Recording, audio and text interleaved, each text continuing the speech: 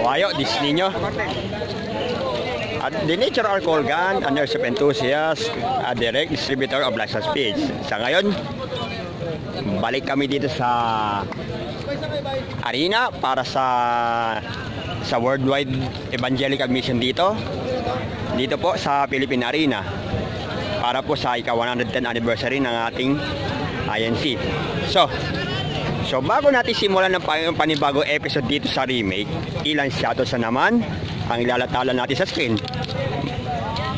Hindi ko ini-expect na yung tatlong mercenaries natin na naka-post yung pinost ko dati dyan sa YouTube ay napaaga ang dating ng assista sa akin paggawa ng lahat ng mga panibagong mga ibablog ko ngayon sa expansion. So, andyan na ngayon. So, ano pa ba hinihintay? Sit back, relax, and enjoy the show. God bless.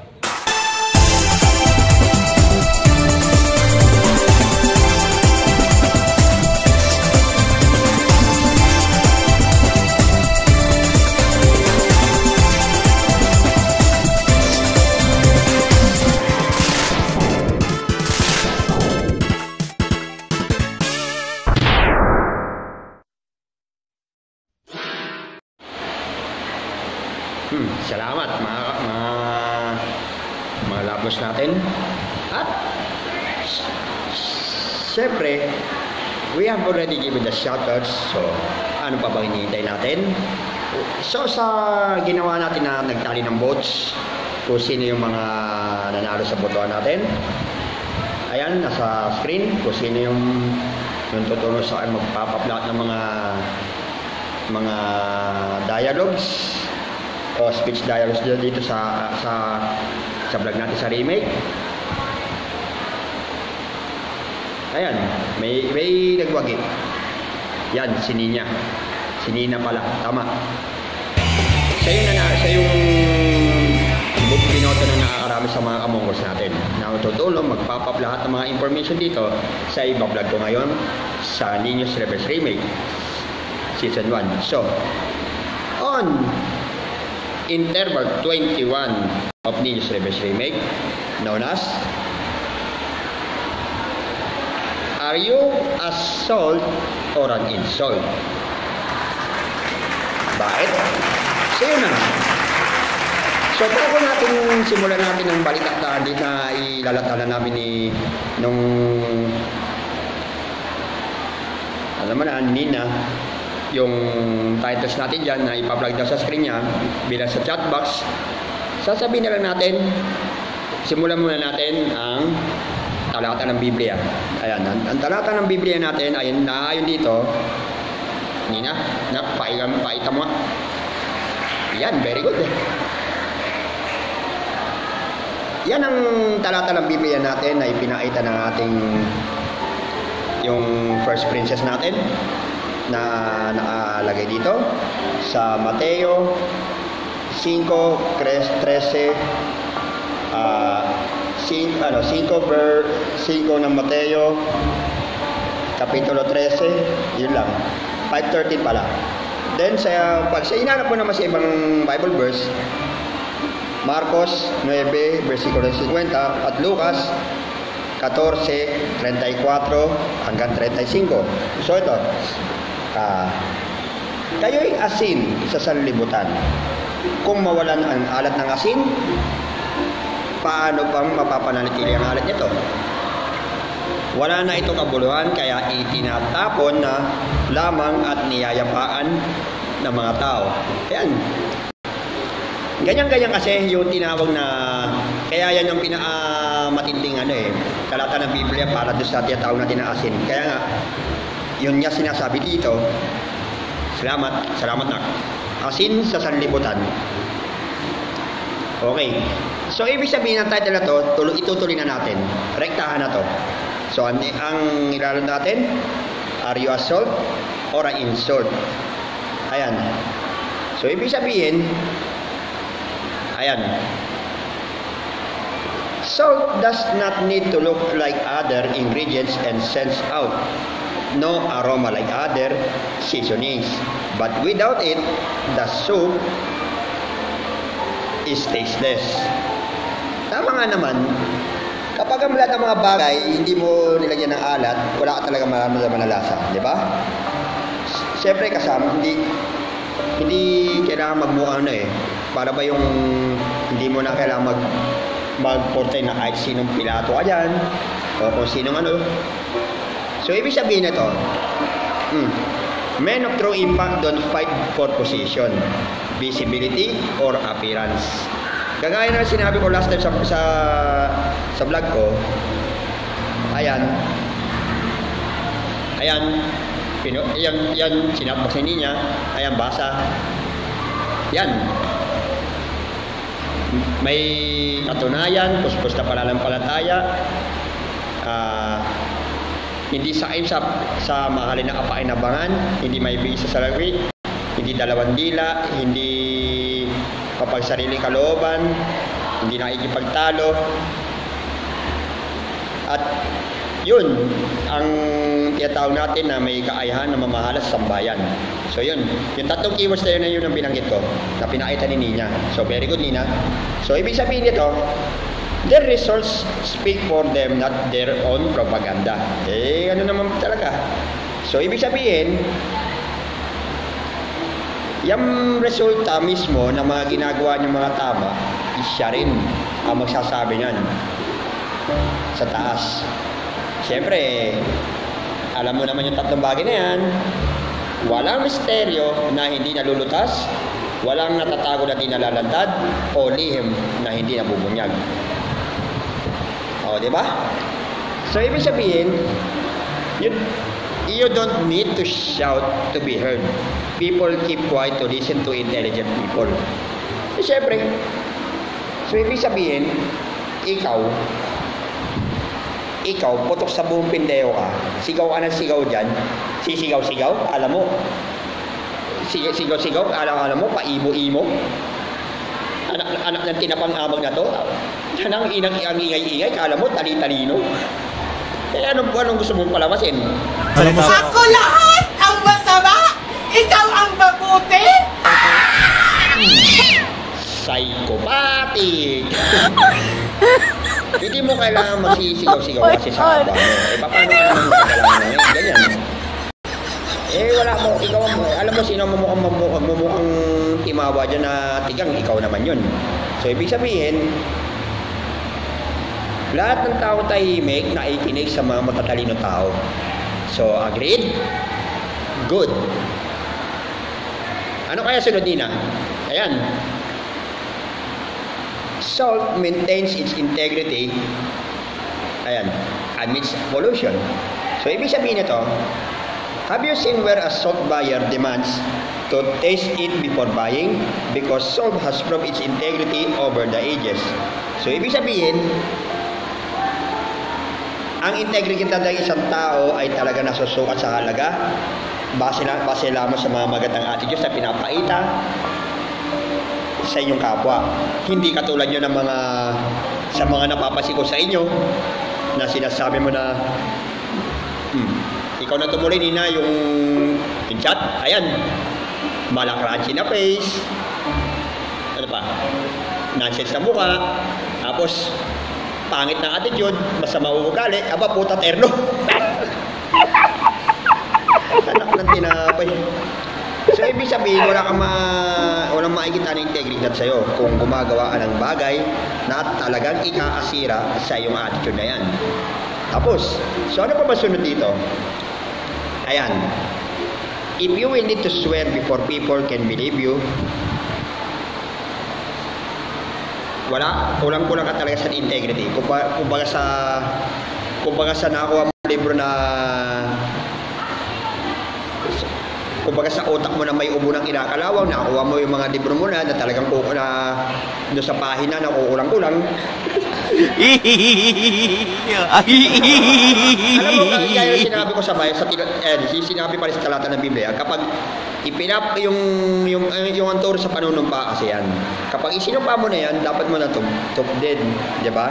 Swear people, kung manunumpa ka, dapat mo tupdin lahat ng mga bagay na isinumpa mo. Yung mga halimbawa, sinumpaan sa laysay. Dapat panindigan mo yan. Unless malintigan ka dyan sa tinatawag na perjury na yan. At baka ikaw ay malalagay sa asunto. Ano pa ba?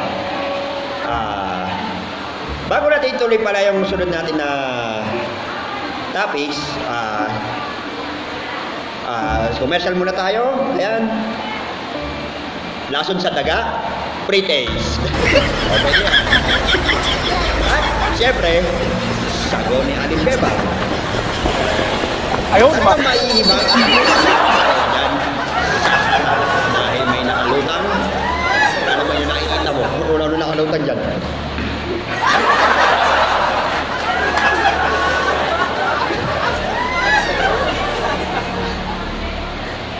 Okay. So ano na sunod natin, Nina? Ito, pakita mo. Yan. Is your life like salt to the earth or an insult? Very good question, Nina. Ito. The easiest and the only way salt can lose its taste when it mixes with too much of anything. So watch your associations with people without noble values. Salt is very precious and should not be wasted. Stay pure. Kaya nga sinabi, kagaya sinabi dito sa talata ng Biblia, sa Mateo 5, versikulo 13, na kung mawawalan lahat ng alat ng asin, ano ba paano mo mapapabalik ang alat nito? Ano pa ba yan? Wala nang kabulan yan. Itinatapo na lang sa lupa at tinatapaan ng mga tao. Kaya wag nating hahayaan na madungisan ang ating dignidad ng dahil lamang sa katarantaduhan, kalapastanganan at kasamaan ng ginagawa ng mga taga-sanlibutan na to dito sa mundong ilalim na to.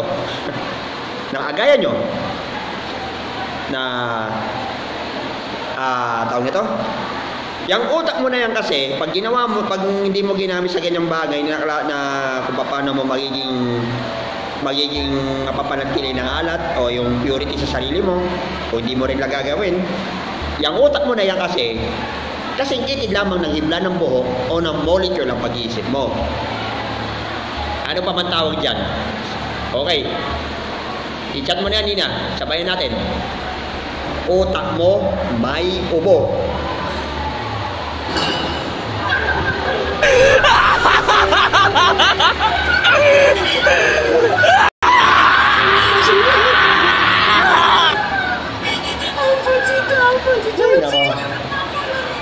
Ayan. Yan ang sinasabi ko sa inyo. Kapag wala ng purity, yung purity sa sarili mo, yung kabutihan sa sarili mo, para ka na naman talaga nawala ng dagat sa sarili mo. So, ibig sabihin nun, panatiliin natin na maging dalisay ang ating pamumuhay. Hindi lang bilang tao, kundi bilang pamumuhay Kristiyano. So, tama yun. I-maintain lang natin itong ganitong frequency para maging maalwan tayo at nanahigit sa lahat, mabigyan natin ng kasiyahan ng ating Ama na nasa langit. Agreed ba tayo dyan? Alright. Next. Ikaw na maglagay ng topic na susunod natin ilalagay. Ayan. I-chat dialogue mo at babasahin natin. Ayan. Siyempre, ayan. Maintain your dignity. Very good na. Ayan. Maintain your dignity. If one day we are all allowed to put our problems on a table and exchange them, I'm sure that after a few minutes, everyone would suddenly take back their own and leave the table. O ano? Kumbaga sa head of the table, yung mga pagkain, siyempre, walang maiiwan na matitira sa lamesa. So, there is no such thing as a perfect life. Nobody has it all together. Kung sinasabi mo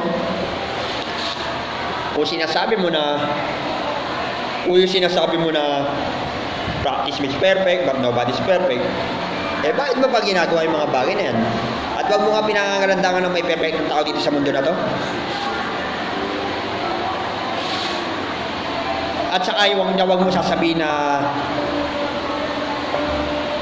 tao lang nagkakamali. Paano yung ano? Paano yung sinasabi natin ng anak ng tao na nagkamali din? Hindi ba nagkakamali yun? Para sabihin natin, hindi siya nagkamali naman, na hindi siya nagkamali lingapit tayo at iligtas tayo sa kasalanan na ating nagawa. Diba? Kaya namatay siya dahil sa atin. Kaya, ibig sabihin nito, maging maayos at mamuhay tayo ng mahusay. Magbagong buhay at higit pa riyan, mamuhay tayo ng masaya rito sa sanlibutan na to. Kahit saksaan pa ng lahat ng mga kasamaan dito. Okay? Just as our faces are different, so our problems. Parang ano lang What is the problem if your problem is a face? Ang kapal lang yung face Mukha talaga basag na flower base. Alam mo, sa attitude mo na yan, alam mo, ulitin ko sa'yo, pag hindi mo na-maintain ang dignity na to, ay sasabihin ko sa'yo, baka parusahan ka ng Panginoon sa ginagawa mo na yan.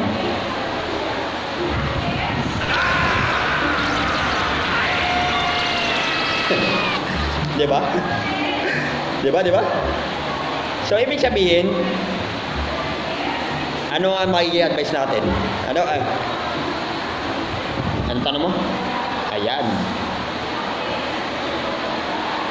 Oh, good. So, ibig sabihin nito ni Nina, na tinanong sa akin, never be envious of what someone else has. You don't know the price they paid to get it and the price they are paying to keep it. You don't own half of the problems of this corrupt world. While you are discreetly wishing to be like the other person, someone else is seriously praying for that life you take for granted. Nakakatakot, di ba, Nina? Oh, di ba? Sometimes the people you envy are actually wishing they could have the life you live. Be contented and cherish what you have, and you can be anything you want, just to be ungrateful. Sabay mo ulit, Nina. Ungrateful, selfish, wretch. Di ba? So, ibig sabihin, huwag tayong masyadong magpakawilbaro sa sarili natin at sa kapwa natin. Wilbarrowing people, huwag niyong gagawin yan. Kasi kung baka kaisipin mo na kung hindi mo maituturing na sarili mo bilang isang asin, isa kang malaking insulto sa mundong ilalim na to. Ba't ko nasabi ang bagay na ikaw yung malaking insulto? It is because sa pagiging masama mo sa kapwa mo. So, ano ibig sabihin yan? Magpakadalisay tayo, magpakabuti tayo, at mamuhay tayo ng maluwan. Tapos, may advice pa tayo sa mga kamugos natin dyan. Ayan. Kung nababasa nyo yan, yung sinabi ni Nina, huwag masyadong kung ano lang ang binigay, huwag tayo masyadong mag-expect ng malaki o tataasan natin ng mga standards dahil sa mga ganyan walang katorya-torya mga bagay na yan na hindi natin kayang abutin. Live by your own means. So, ibig sabihin ba, hindi lang yan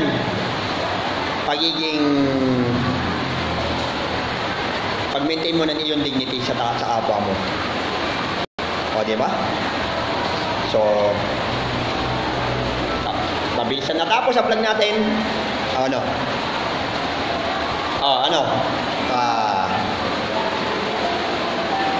Meron pa. Kung sinasabi natin, kumbaga sa pagkain, kailangan din ng asin. Kung magluto ka na rin lang, dapat sarapan mo. Eh kaso yung mga ginawa nyo, hindi magandang luto eh. Dahil hindi mo yung sinama asin na nagbibigay sa atin ng panlasa sa atin. So yan ang araw ng... So yung vlog ko na ito ay galing din pala to sa talata ng Biblia na to. So, tapos. So this has been the salt or insult that we had been tackled in this segment. So, we have to end this vlog for now. This is Nino. At the Nature Alcohol Gun, an airsoft enthusiast, and a direct distributor of Lifestyle PH. Okay. Like, share, subscribe sa lahat ng mga panibago natin mga vlogs dito sa Nino Syllabus Remake. Medical reviews, repair scraps, anything and everything. So, sit back, relax, and enjoy the show. See you around sa susunod na vlog. God bless.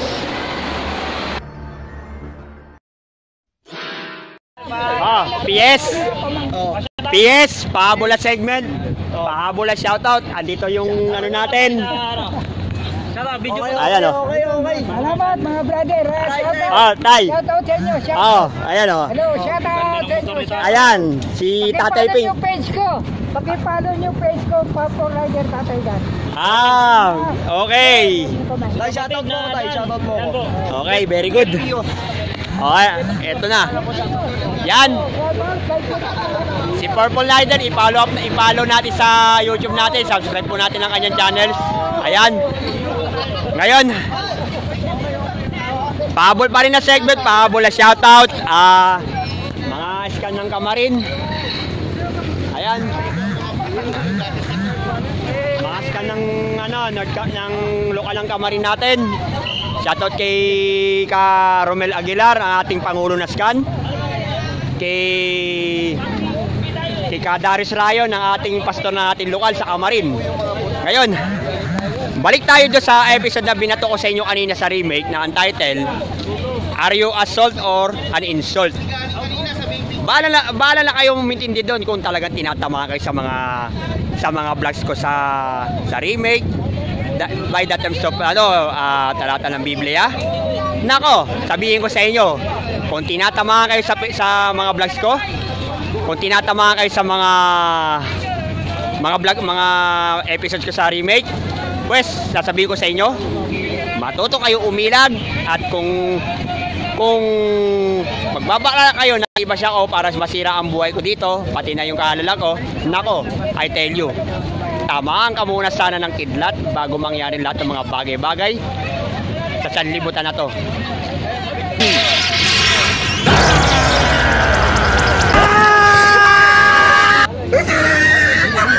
Okay.